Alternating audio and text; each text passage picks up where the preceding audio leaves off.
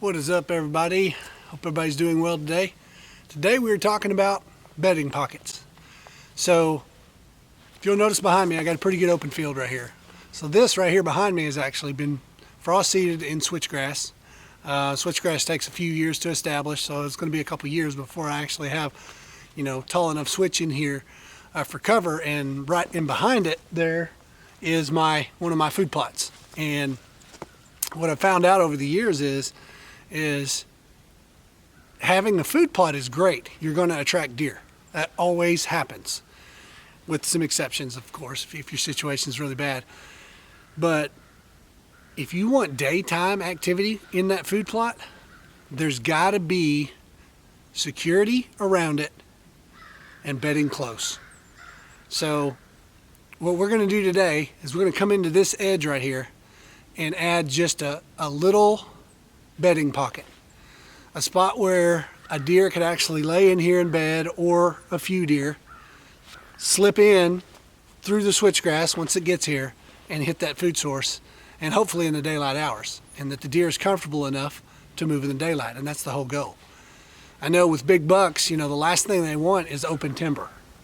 So if you got a food plot out somewhere, it's beautiful, it grows, it attracts deer, but it's all at night. You need to check your surroundings for cover. If you don't have any cover, a lot of times they're going to wait till after dark to hit that food source. So what we're trying to do here is take these woods and add in these bedding pockets. And hopefully the deer will bed. We're far enough back away from the food source that, we want to make sure that we can get in on the top side and hunt. So you want to make sure that you've got good access. And if you've got good access, you do not want to put a bedding pocket anywhere near your access, because you will bump deer going in and out. So we're going to try to add a little pocket here in this corner.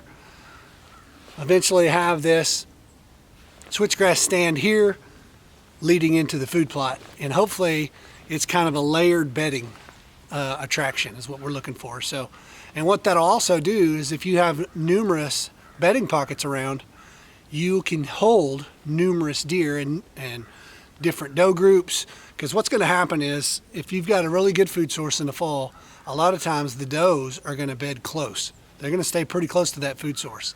Even with a little bit of pressure, they're going to stay pretty close to those food sources. Then behind that, the does typically is where, if you've got bucks in the area, that's where they would like to bed. So the idea is we have food source, cover around that food source, and then bedding outside that food source, so that the animals are layered in here and they're not stacked on top of each other. And we'll see if it works. This is kind of a new concept here on my place. We have been a destination food source for many years, and so we're trying to make it to where we get more daylight action. A lot of our success has been that 15 minutes of shooting light left.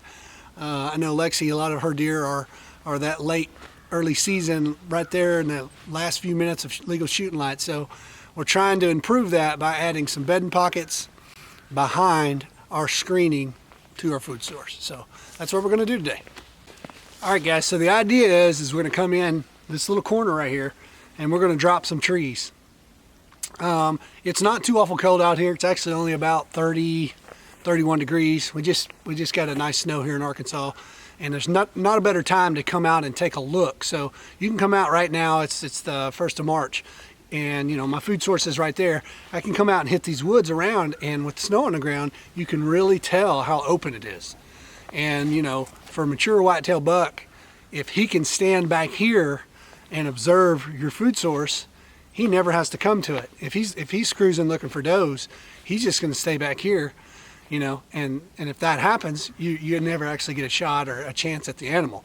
And that's what'll happen a lot of times, is these mature bucks will cruise through here checking for does, and if they can see your food source 100 yards away, they don't have to come out to it to check it. So what we're wanting to do is create a little side cover and drop some of this timber behind me here, open up the canopy a little bit so that there can be some regeneration coming up.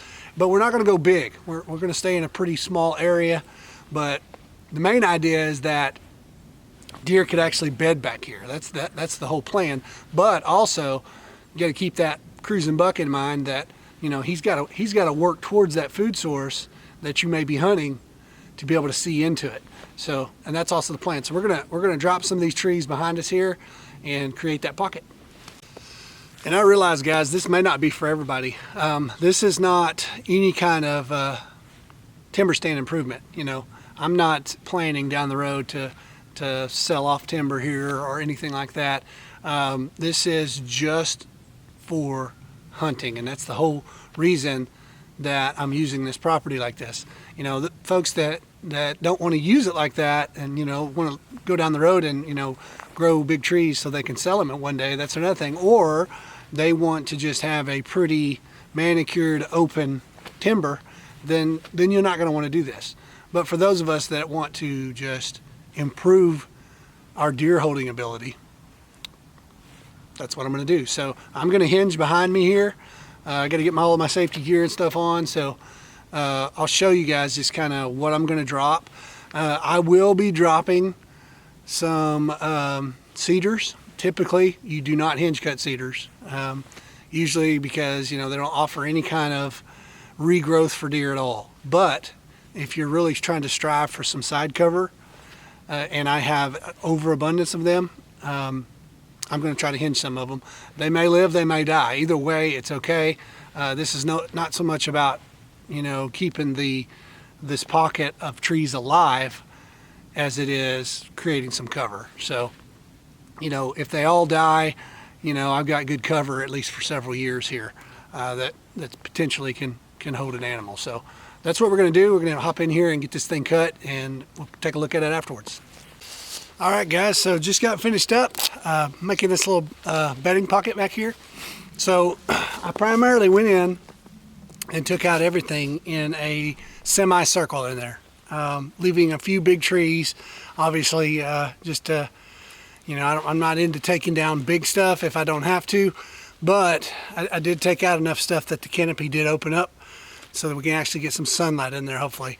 So the idea is that when you go in there and make these little bedding pockets like this, you get the canopy opened up enough that, during the spring and summer, you're going to get enough sun in there that you're going to generate some regrowth. And that's what you want. When you get the regrowth, you get browse. So it's not only a great bedding area for a deer to actually lay, but it's also they can stand up, stretch, and feed around a little bit in there is kind of the idea. So I'll take you guys in here and show you kind of what I've done. Anytime I ran into a hickory or something like that, I tried to hinge cut it. Hickories hinge cut really well. Your hard oak trees and stuff like that, they don't hinge as well.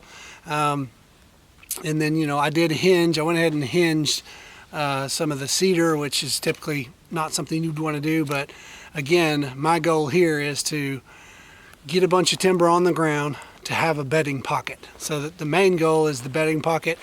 If I get some regrowth, that's great on the hickory and a few other trees that I actually hinge cut. But primarily it was just to create sunlight getting to the ground here enough to where we can get some regen and have that bedding area right off of a switchgrass field that is next to a food plot, so we can kind of layer it in here. So that's the plan, that's the hope. We'll know more when season gets here and find out if the deer actually use it. But and it's important too that you open up little pathways through this little bedding area so the deer can kind of get in and out of the bedding area, or this little bedding pocket, so open up a few paths around there, maybe trim some limbs so the deer can kind of get in and out. Gives them a way to travel through it, lay in it, and use it. So that's the plan. Man, I just want to get outside and improve my property. I'm one of them guys that pretty much thinks about deer and improving for deer every day of my life. I think God gives us desires of our heart. I know for me, every day I'm thinking about something I can do to improve my habitat for whitetails, and it's just a passion I have.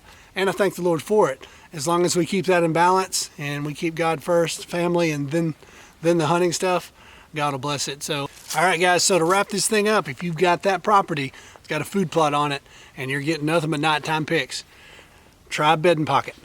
I've got bedding pockets scattered all around here where we hunt, and during season, this is a no-go area. I have no plans to come in and try to hunt these little pockets or anything like that.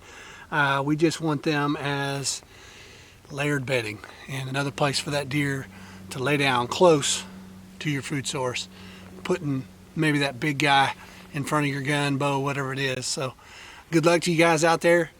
Thank you guys for watching. As always, God bless.